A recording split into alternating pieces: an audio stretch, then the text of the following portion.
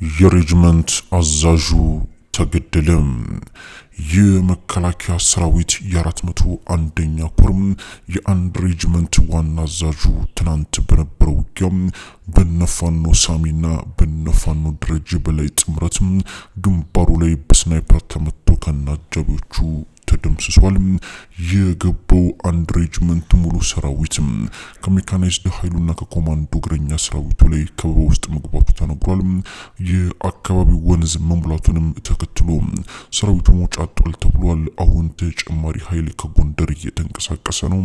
መረጃውን በስፋት ታደምጡታላችሁ። የፋኖ ኃይሎች በጎንደር ትልልቅ ከተሞች ላይ ጥቃት ፈጸሙ። ሁለቱም የፋኖ ድርጅቶች በጥምረት በመሆን በዳባትና በማክሰኝት በአዲስ ዘመንና በጎንደር ከተማ ቅርብ ርቀት ባሉ ቦታዎች ላይ ውጊያ መክፈታቸው እየተነገረ ይገኛል። ጎንደር ከተማ በአየር ማረፊያው ዙሪያና በጠዳ ክፍለ ከተማ ዙሪያ ከፍተኛ ውጥረት መንገሱን የተነገረው መረጃውን ታደምጡታላችሁ። ጤና ይስጥልኝ። ይህ አዶኒ ኒውስ ነው። አዶኒ ኒውስ ሐቀኛና እውነተኛ መረጃዎችን ለእናንተ በፍጥነት በማድረስ የሚታወቅ ሚዲያ ነው። ሚዲያችንን ሰብስክራይብ ያደረጋችሁ የደወል ምልክቱን በመጫን እስከ ዜናው ማብቂያ ድረስ አብራችሁን ቆዩ። የአብይ አህመድ መንግስት ሽንፈትን እየተከናነበ ነው ተባለ። የአብይ አህመድ መንግስት በተለያዩ ቦታዎች ላይ በሚፈጸምበት ጥቃትም ሽንፈትን እየተከናነበ ስለመሆኑ ተነግሯል። የፋሽስቱ የብልጽግናው መንግስት በጎንደር ቀጠና ከመተማ እስከ ቋራ ድረስ ያለውን የሱዳንና ኢትዮጵያን ድንበር አዋሳኝ ቦታዎችን ከፋኖ ለማስለቀቅ ያለመ ግዙፍ ወታደራዊ ውጊያ ከፍቶ ዛሬም ለአራተኛ ቀን ሲዋጋ አድሯል። ውጊያውን ደግሞ በውጊያ ብቃቱ ስፔሻሊስት ነው የተባለው የምዕራብ ዕዝ 401ኛ ኮር አንድ ሬጅመንት ሰራዊት እየመራው እንደነበር ነው የተነገረው። በዚህ ውጊያ ላይ አንድ ሬጅመንት የእግረኛ ሰራዊት፣ አንድ ብርጌድ የኮማንዶ ኃይል እንዲሁም ደግሞ በተለይም የአድማ ብተናና የሚሊሻ አባላትን ከፊት በማስቀደም የሜካናይዝድ ኃይል ደግሞ በማስገባትና የአየር ኃይል ሽፋን በማገዝ ከፍተኛውን ዘመቻ ነበር የተደረገው። ይሁን እንጂ ባለፉት 4 ቀናት በተደረገ አስጨራሽ ውጊያ በመንግስትና በፋኖ አባላት ላይ ከፍተኛ ጉዳት መድረሱ ነው የተነገረው። በዚህም ከፍተኛ ጉዳት በሁለቱም ኃይሎች ላይ ስለመድረሱ የተነገረ ሲሆን በተለይም በመንግስት ኃይል ላይ ግን መጠነ ሰፊ ጉዳት ስለመድረሱ ነው የተነገረው። በዚህም የ401ኛ ኮርን አንድ ሬጅመንት ኃይል እየመራ የገባው ዋና የሬጅመንት አዛዡን ጨምሮ ምክትል አዛዡና የዘመቻ መሪው ስለመገደላቸው፣ አጃቢዎቻቸው ሙሉ ለሙሉ ስለመደምሰሳቸው ለማወቅ ተችሏል። በፋኖ በኩል ደግሞ የዘመቻ መሪውን ጨምሮ ውስን የፋኖ አባላትም መስዋዕትነትን መቀበላቸውን የተነገረው። በዚህ ለ4 ቀን በፈጀው ውጊያ በየቦታው በየጫካውና በየወንዙ ስር የመከላከያ ሰራዊት አስክሬን በየቦታው ወድቆ ነበር ያሉት አርሶ አደር የመረጃ ምንጮቻችን፣ አሁን ላይ የፋኖ አባላት በቆረጣ መውጫ መንገዱን መያዛቸውን ተከትሎ የገባው ሰራዊት በከበባ ውስጥ እንደሚገኝና በየትኛውም አይነት ሁኔታ መውጣት እንደማይችል ተናግረዋል።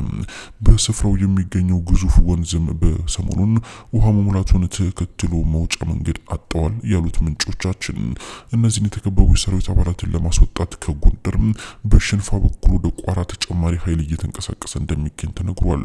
ሁለቱ የፋኖ ድርጅቶች ማለትም የአማራ ፋኖ ብሔራዊ ኃይልና የአማራ ፋኖ ህዝባዊ ድርጅት በፋኖ ደረጀ በላይና በፋኖ ኮማንዶ ሳሚ እየተመሩ ውጊያውን እየመሩት ነው ተብሏል። ከዚህ በተጨማሪም በዳባት በአዲስ ዘመንና በማክሰኝት ግዙፍ ከተሞችም ጥቃቶች ተፈጽመዋል። በማክሰኝት ከተማ በተፈጸመ ጥቃት በመንግስት የመከላከያ ሰራዊት ካምፕ ላይ መጠነ ሰፊ ጉዳት የደረሰ ሲሆን የመንግስት ካድሬዎችም ወታደራዊ ካምፕ ውስጥ በመግባት ህይወታቸውን አትርፈዋል ተብሏል። ዳባት ከተማ ሌሊቱን በከፍተኛ ተኩስ ጥናት ነበር ያደረችው። እንዲሁ ለአንድ ደቂቃ እንኳን እያለ ረፍት ሌሊቱ ሙሉ ሲተኮስ ነበር ያሉት የከተማ ነዋሪዎች፣ ጠዋት ስንነሳ ብዙ አስክሬን እናገኛለን ብለን ጠብቀን ነበር፣ ከተተኮሰው ጥይት አንጻር ብዙ ህዝብም የሚያልቅ መስሎ ነበር ሲሉ የተኩስ ድምጹን ክብደት ይገልጻሉ። የፋኖ አባላት በሌሊቱ ወደ ዳባት ከተማ በመግባት በፖሊስ ጣቢያዎችና በወታደራዊ ካምፖች ላይ ጥቃት ከፍተው እንደነበር ነው ለማወቅ የተቻለው።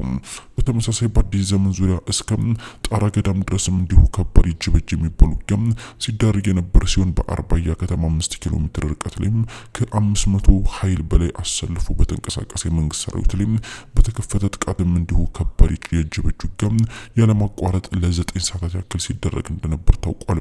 በዚህም በበርካታ የአድማ ብተናና የሚሊሻ አባላት ላይ ጉዳት የደረሰ ሲሆን የቀረውን የመንግስትን ኃይል ግን የዙ 23 የሽፋን ተኩስ እየሰጡ ወታደሮችም እንዳስወጧቸው ነው ለማወቅ የተቻለው።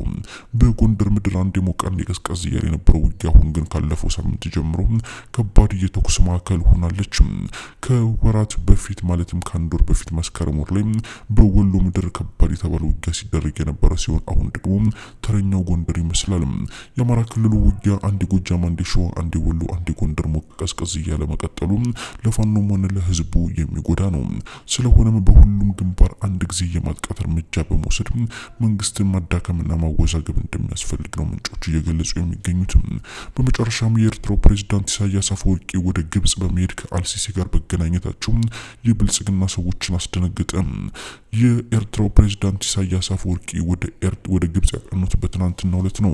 በንግግሩ ዲፕሎማሲ የማያውቀውና ኢትዮጵያን ለከፍ አደጋ እያጋለጠ የሚገኘው ጠቅላይ ሚኒስትር አብይ አህመድ በፓርላማ ንግግሩ ወቅት በውጊያ ከሆነ ማንም አይችለንም፣ አሸናፊ መሆን ማን እንደሆነ ይታወቃል በማለት በኤርትራ ላይ የንግግርና የጦርነት አዋጅ የሚመስል ንግግር መናገሩን ተከትሎ በማግስቱ የኤርትራው ፕሬዝዳንት ኢሳያስ አፈወርቂ ለዲፕሎማሲያዊ አጋር ፍለጋ ወደ ኢጅፕት አምርተዋል። የግብፁ ፕሬዝዳንት አልሲሲም ኢሳያስ አፈወርቂን የተቀበለው ሲሆን በዚህም ኤርትራ ላይ ለሚቃጣል የትኛውም ሉዓላዊነት የሆነ ችግር ከኤርትራ ጎን እንደሚቆሙና ማንም የኤርትራን ዝንብ እንኳን እሺ ማለት እንደማይችል አልሲሲ መናገራቸው ታውቋል። ከአብይ አህመድ ጎን የቆመ አንድም ሀገር አለመኖሩ የአብይ አህመድን ዲፕሎማሲ ውድቀት የሚያሳይ ሲሆን የኤርትራው ፕሬዝዳንት ግን ለዛውም ለ5 ቀን የሚቆይ ረጅም ጉብኝት ወደ ግብጽ ማድረጋቸው የፋሽስቱን ብልጽግናውን መንግስትም በእጅጉ ማስደንገጡ ነው የተሰማው።